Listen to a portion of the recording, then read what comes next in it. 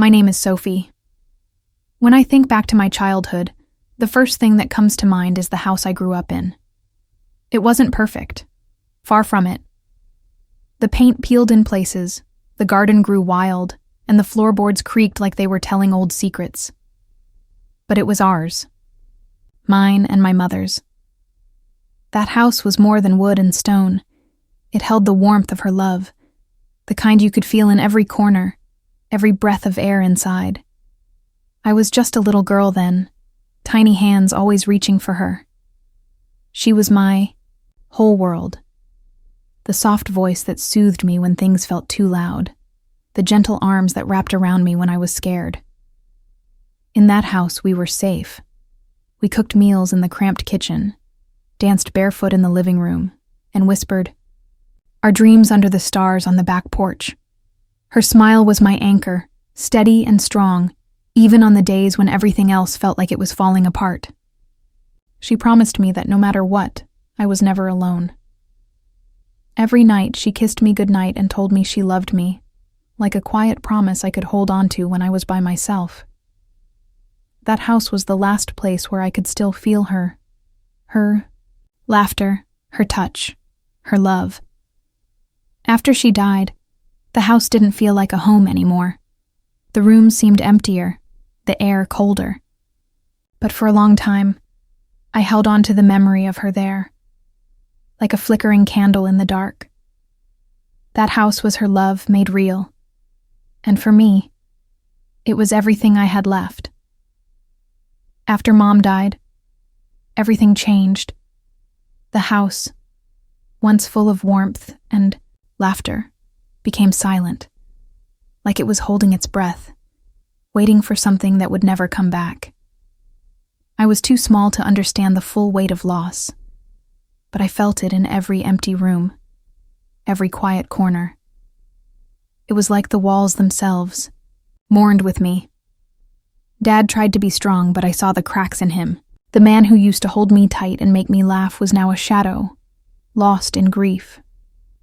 His eyes looked tired and distant, like he was carrying a weight too heavy for one person. Nights that used to be filled with stories and comfort became long stretches of silence and loneliness. Then, one day, Dad remarried. His new wife came with her own daughter, Eliza. They moved into the house like a storm, shaking up everything I thought was mine. The woman wasn't my mother, and Eliza wasn't me. Their presence made the house feel strange, unfamiliar, like it was no longer a place where I belonged. Eliza was loud, confident, and demanding. She took up space without asking, like she was already the queen of the house. Dad seemed happy, again, but his happiness felt like a sharp blade cutting through the fragile pieces of my world. I started to feel smaller, like I was fading into the background. The house that held my mother's love was becoming theirs. I was losing not just a home, but my place in the family, the last tie to my mother's memory. I clung to the past, to memories of better days. But the future was slipping away from me. I was still there, but only as a shadow of who I used to be. The house grew colder, not just in the way the winter seeped through the windows, but in the way I felt inside.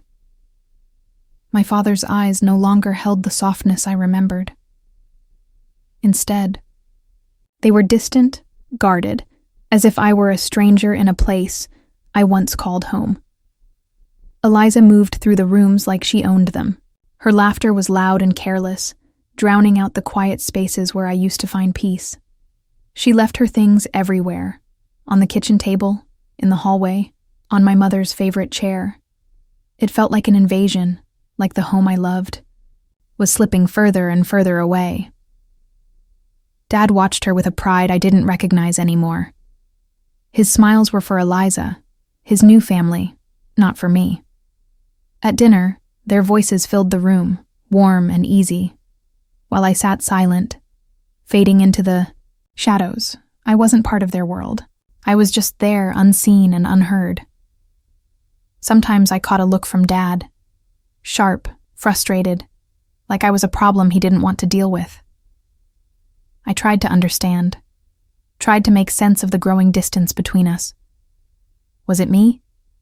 Was it them? I didn't know. The house that once held my mother's love was now a battlefield of unspoken words and invisible lines.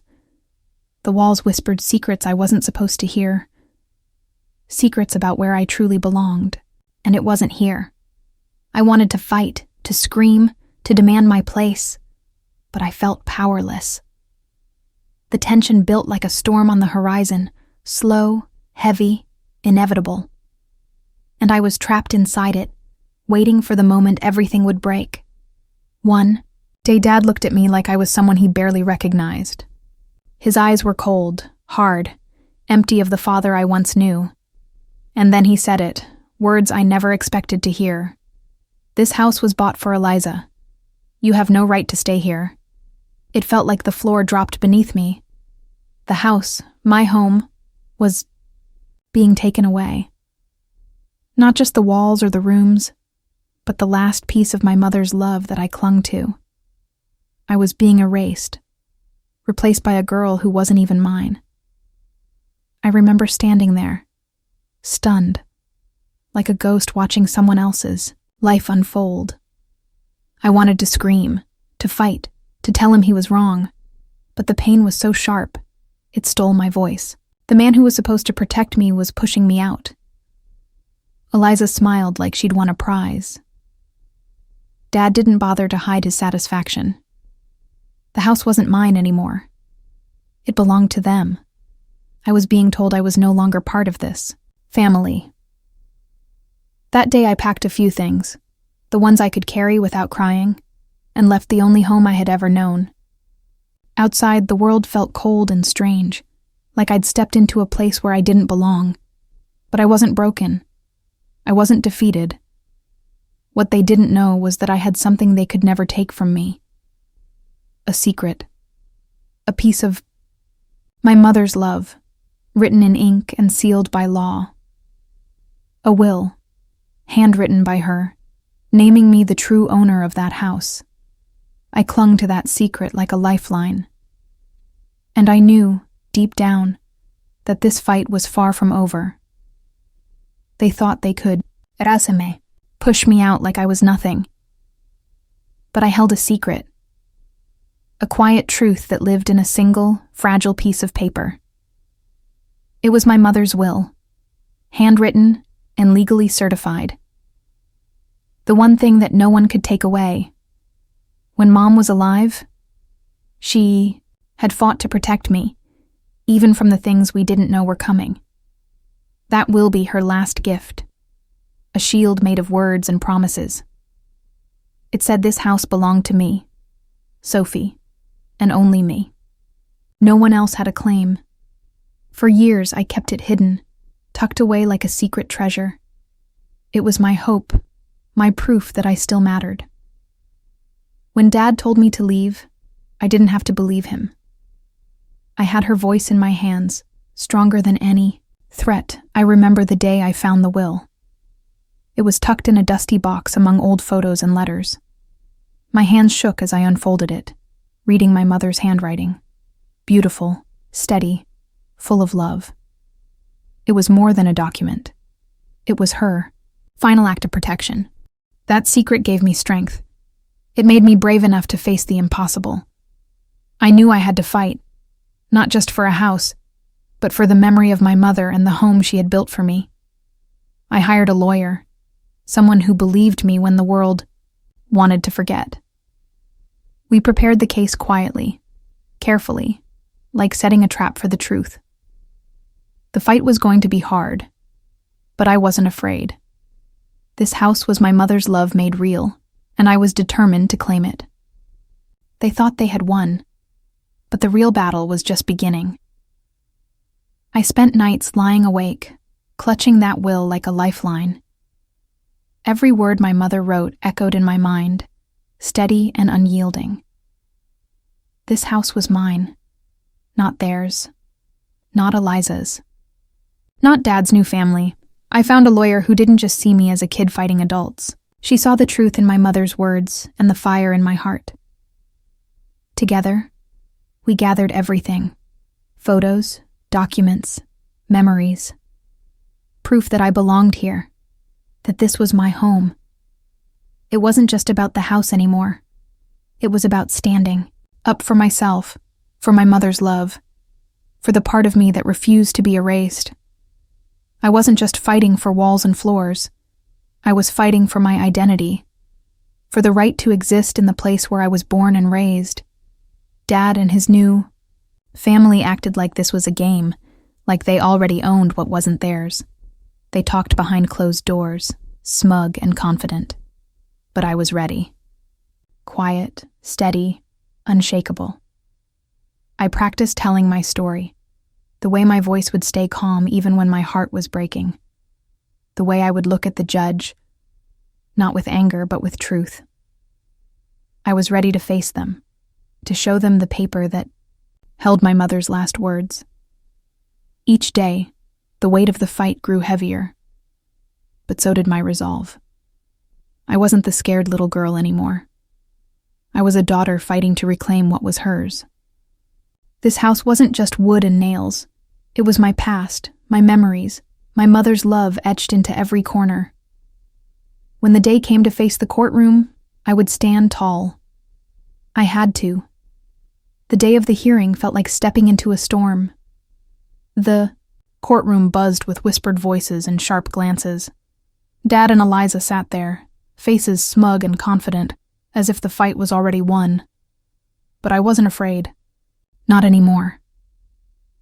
I held the will tightly in my hands, like the last piece of my mother's heart. The judge called the case, and the room fell silent. All eyes turned to me. My voice was steady as I spoke, telling the story of my mother's love, her loss, and the promise she left behind. When I presented the will, the air seemed to freeze. The judge's eyes scanned the paper, reading each word carefully. I watched Dad's face drain of color. Eliza's jaw dropped, disbelief spreading across her face like wildfire. The courtroom was quiet. Too quiet. Then the judge looked up, meeting my eyes with a weight I will never forget. "This house belongs to Sophie," the judge said, voice firm and final. Full ownership. Case closed.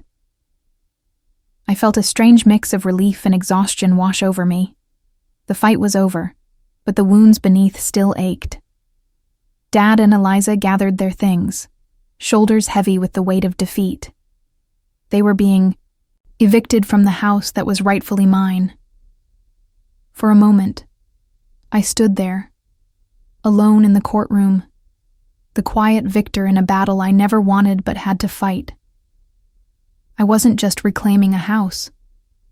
I was reclaiming my mother's voice, my place in the world. The courtroom door closed behind them, but for me a door was opening, a door back to the home that had always belonged to me. The judge's words hung in the air long after the gavel fell. "This house belongs to Sophie." The finality of it settled over the room like a calm after a storm. I stood quietly, my heart pounding, as the reality washed over me. After so long, the place I had lost was truly mine again. Dad's face was pale, a mixture of shock and something else. Maybe regret, or the bitter taste of defeat. Eliza's mouth hung open. Disbelief, making her seem smaller, less sure. They had come into this courtroom with confidence, ready to erase me from the story of this house. But their plan had failed. I felt a quiet strength rise inside me. This wasn't just a victory about property or a legal document. It was a reclamation of my identity, a restoration of my mother's love, and proof that I was never invisible. The house was more than bricks and mortar. It was memories of bedtime stories, whispered secrets, and the soft touch of my mother's hand. Now, the judge's decision gave me permission to hold on to all that, to the past and to the future I still dreamed of. As Dad and Eliza left the courtroom, the weight of their presence seemed to lift. They no longer belonged in this place. Not legally, not morally. I was free to step back into my home, to fill it with my own breath and life again. Walking out of the courthouse, the sun felt warmer on my skin, the world sharper and clearer. I was no longer a ghost in my own family's story. I was the rightful heir, the daughter who had fought and won.